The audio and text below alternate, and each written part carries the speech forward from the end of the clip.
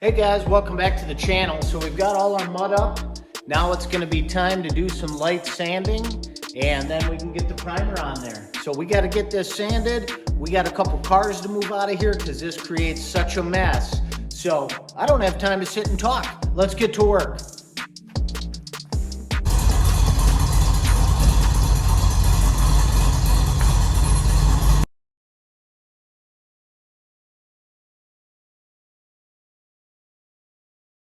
All right, guys, so what I'm going to be using today are just these sanding blocks for drywall and my 6-inch knife.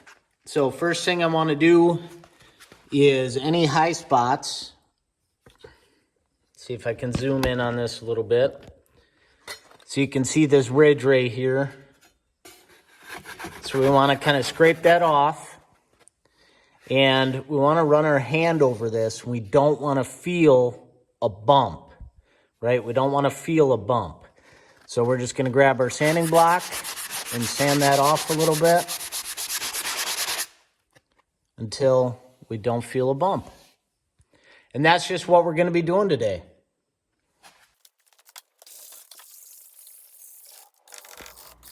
Well, we're jumping right in, obviously. Just using that little sanding block. I think a package of 6 of them. About $10 at Menards or your local big box store. So anywhere where I put mud, I ran the sanding block over it. In real time, it took me about a half hour to sand these 2 walls. And again, because I went thin to win with that mud. Then once I got those all sanded, obviously there's dust on there, so I grabbed the air compressor. And here you can see me just blowing it off and then blowing all that dust off myself. Really should have wore a mask. That's my bad.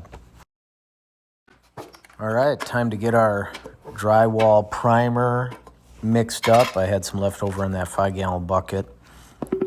So I just bought a gallon at Menards. So I'll get that in there. Stir it all up real good.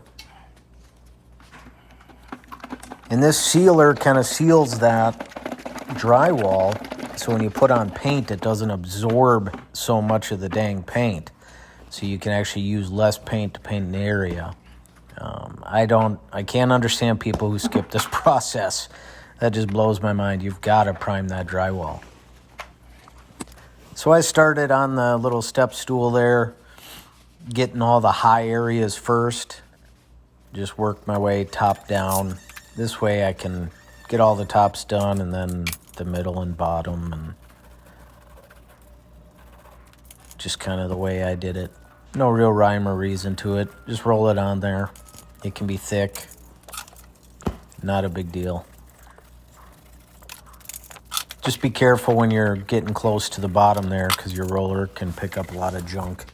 All right, little sanding, a little priming. Now we'll be ready for paint in a couple days once this dries.